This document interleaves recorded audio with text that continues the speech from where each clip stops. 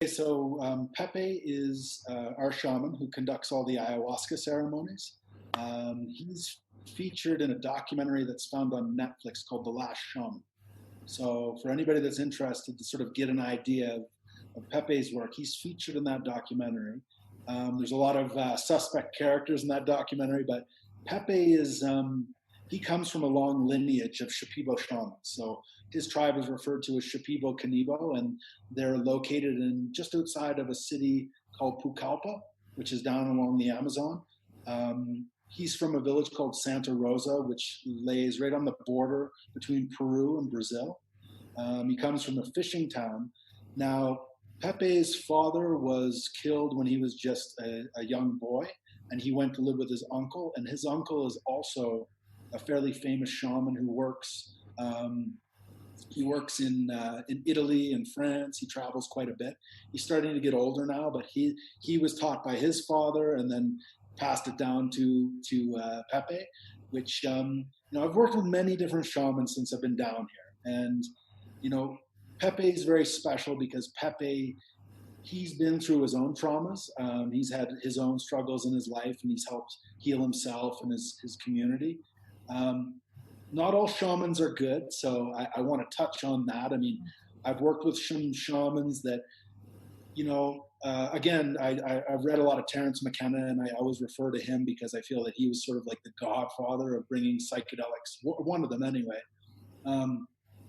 A lot of shamans can be tricksters.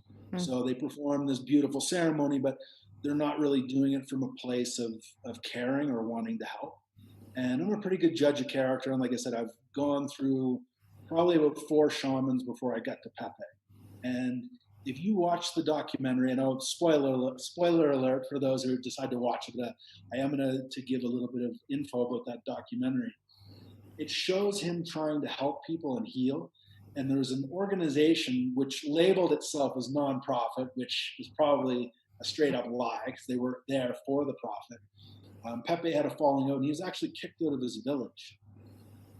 And at the end of the documentary, it shows Pepe working in Lima, which is the capital of Peru. It's a city of about 10 million people. It's not the nicest place. It's very packed in. It's a full-on city with a lot of shadows and a lot of dark parts to it. Pepe, at the end of the documentary, is shown working in a garage covered in grease. So here's this man who's a very powerful shaman, but he's also the type of man that he's going to do anything to provide for his family. And that's what I saw.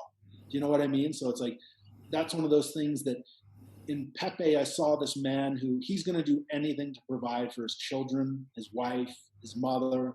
He's going to do anything. To me, that's somebody that's embodying what a strong figure is, a strong father figure. So for him, he's willing to do anything to provide for his family, but I think it would be a tragedy to not have him do what he's gifted to do, to provide for his family. Do you know what I mean? So we've done our best to try to send his village people. Like, I work with him here in the Sacred Valley. We fly him up to the Sacred Valley to work with us, but I also send people down to the jungle. And something that after COVID lifts, people that maybe can't afford the cushy, nice experience of having, a nice bed to sleep in. If people want to go and have the authentic jungle experience, we'll provide that as well, which will help Pepe's community. By bringing them people, that's how they provide for their family. And, they're struggling right now, as most people are, because there's not people going to the jungle to have these ceremonies. Pepe's style is I'll give you a rundown on what a ceremony looks like. When working with Pepe, we have what's called a maloca. It's basically like a yoga temple or a little, enclosed area. They're different in the jungle. Here it's a little colder at night, so they're all enclosed. They're usually round. It helps, they believe, with the energy. I've worked in places that are long and sort of narrow, which are very bad because there tends to be things like when you're in the psychedelics, things hide in the shadows and in the corners, whereas with a round room, the energy tends to go up and out. There's like a little window at the top where you can feel the energy come up and out. So how we do it is Pepe usually goes in, and Kunti, part of our other team, the Mexican woman who works with us, they work together. So she supports him in the ceremony. So what we do is we set the beds up in a circle. And Pepe will go in with Kunti, and they smoke their tobacco pipes. So they have a tobacco down here called mapacho.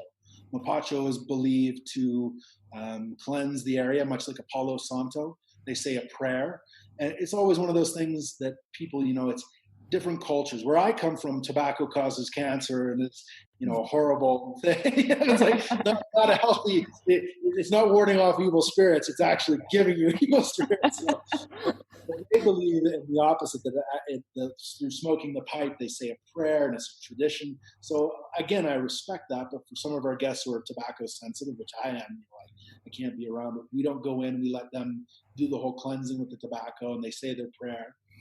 And everybody comes in, and we make sure that everybody has at least an hour with the lights on to sit in front of Pepe. And he's very attentive. And what I've noticed is different with him from other shamans is he really listens and tries to understand what people are going through. And sort of what I try to help with is bridging the gap between how can a man who's grown up in the jungle understand the struggles of somebody in the Western world, whereas how can somebody in the Western world really benefit from these ancient medicines? Where can we bring them both together? So it's not too far to one side. So communication is the big one. So all of our guests communicate for at least an hour and set an intention. Very important before the ayahuasca.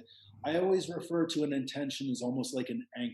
Yep. So if the sea gets really rough and you're getting thrown around and you're in the psychedelic experience, you can put your anchor down that keeps you sort of, you have something, a mantra to focus on. Breath work and having an intention are two very valuable tools for approaching an ayahuasca ceremony. Give us an example of an intention. I'll give you an example of how to set an intention and then how not to set an intention.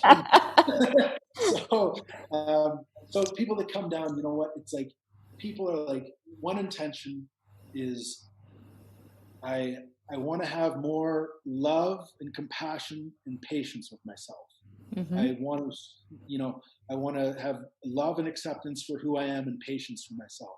And that person will go over that. So when they're in the ceremony, I want love and patience for myself, and they can focus on that's what they want to get out of it. Whereas some people will say, well, I just don't want to hate myself so much, and I don't want to, and then they frame it in a negative aspect where all you hear is hate. I don't want to hate myself. Well, no, switch it to the positive so you're not even using that word. So when people approach something, really focus on what you want. Don't focus on what you don't want. And it seems simple, but you'd be amazed at how many intellectual people I've met. I just don't want to hate myself so much. And it's like, okay, well then what do you want? So setting intentions, something like that. I don't want my mind to be so busy. No, I want to be able to quiet my mind. So you frame it in the way of what you want, and you really focus on that. So when shit starts to get crazy, which it usually does, you have that to focus on, and then you're doing the work because you're actually targeting what you want. Yeah. So that's my best advice for people. Whenever you work with any type of plant medicine, focus on what you want and what you want to get out of the experience. Don't focus on what you want to stop or what you want to. Don't focus on that. You need to move it in a positive direction. So, and again, it's so many people that's their intention.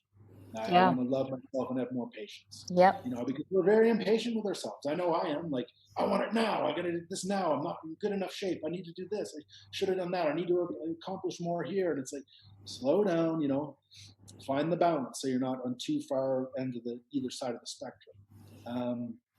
So once the intentions are set, what will happen is Pepe will serve medicines. Now, sometimes we don't just serve ayahuasca. We do other plant medicine, what's referred to as dietas.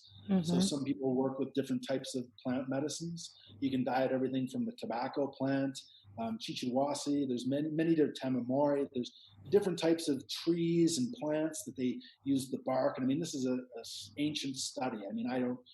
There's so many different plant species in the jungle that we have no idea. That's where most of big pharma medicine comes from. They get it from the Amazon, synthesize it, patent it, make a shitload of money, and it's not as good as the real thing. So many different medicines that you can diet. But when we have people in the ceremony, if they're dieting another medicine, people will come up one after one and get their dieta medicine. Mm-hmm. And then afterwards, they'll come up for their shot of ayahuasca. Now, the way that we work with ayahuasca is we don't dose people too heavy at first, especially on the first night. we let them feel it a little bit. After an hour or two into the ceremony, if they feel they want a little bit more, it's there that they can take a little bit more. So it's almost like dipping your toes in. You don't want to put people in the deep end right away. You want to let them get a feel for it. We usually do 3 ceremonies in a row, so you'll get a chance to go deeper as the nights continue. So after the ayahuasca is served, we turn all the lights off in the maloca. Pepe drinks the medicine. Kunti drinks the medicine. I don't drink the medicine. I'm usually positioned by the door, by the exit, with them. But it's like I'm kind of like the psychedelic shepherd. I keep people in the circle, and if they want to go look at the stars, I'll take them outside, but then bring them back in. So that's how we keep it safe. We keep the groups very small. I don't drink. I keep an eye on things. We also have a doctor and a nurse on call, which are about 10 minutes away if anything happens. We have an oxygen tank because we're here at elevation. I mean, right now I'm at 3,300 meters, which is about 11,000 feet. So, we have noticed that some people have a hard time breathing. So we have oxygen. We have everything that's, in place to keep people from having a panic attack. If they do have one, we have the tools, I'm usually pretty good at I know panic attacks very well, so I usually know how to help people chill and sort of mellow out a little bit. After the ayahuasca is drank, the lights go out. Pepe begins immediately to perform what's called an Icaros, which is a medicine song. And that song that he sings, I've never seen a shaman like him, because he will sing for an hour straight, and he's making sounds even as he's inhaling. So there's no break in the music. Sounding. It's like, how do you do that? I'm like, as he's breathing in, he's making it part of the song. So he forms this Icaros, and like I said, what you feel is some shamans, they'll let people sit in the dark for about an hour and wait for the medicine to kick in before they start to sing. Pepe calls the medicine out of you. He calls it out by using the Icaros, and you can literally feel the vibration of the song, and the room starts to come alive, and he's bringing it up. So he'll sing for an hour, and usually after an hour, the medicine is kicking in. That's when we offer people a little bit more if they would like more, and if they don't want more, then they can chill. Even some people don't drink the medicine, they just sit in the circle and notice huge effects just from being in the energy. So then after the initial first, what's called an opening Icaros is performed, Pepe goes to the foot of the bed of each guest and sings for 20 to 30 minutes their own personal Icaro, which is based on their intention. Oh, that's so beautiful. That is so beautiful. It's amazing because the benefit that we have having a small group is we can take time with each person, one-on-one time with the shaman, time to have somebody sing to you for 20 or 30 minutes is very therapeutic. And I always get people, if they can, if they're not, sometimes you get very dizzy with the medicine that you can't sit up and you're feeling like very, much affected by it. If you can, you sit up and put your face very close to Pepe, and he'll sing like literally a couple feet away from you, and you can feel. I've had nights where your body's that is amazing. That's a beautiful touch for the ceremony, by the way. And that's, to most people, it's so profound, because I've literally had like one of my experiences with Pepe is he took me back, and it comes back to me having the reoccurring nightmare of this child in the burn unit, coming back to my story. Pepe worked with me, and I told him, like, going on away from my own advice at first was like, I told him, I don't want to have these nightmares anymore. But like, that's great. And you can hear about, like all the suffering, but if you go through it yourself, you're going to understand it. Brene Brown that talks about, if you're not in the arena getting your ass kicked, I don't want your opinion. Yeah. And that's just, it's like, hey, if you're not in there putting yourself out there for the haters to judge you and for the people to slander you and tell you this and tell you that, it's like, I don't want to hear about it, because we can all sit behind our keyboards and have opinions, but until we're actually in the arena where people can see, then, it's like, it's a very powerful statement for me. It's like, my best friends are the people that have suffered and have overcome, because they don't care about the minuscule bullshit that's in their lives. Like, some people are so concerned if you swear or if you use this or you do that. And it's like, shouldn't be even on your radar about things to worry about. You should be more worried about how to help yourself and look at the issues of yourself. Or you can hold yourself and hold space for yourself and learn to work through it, that you're not always going to need somebody.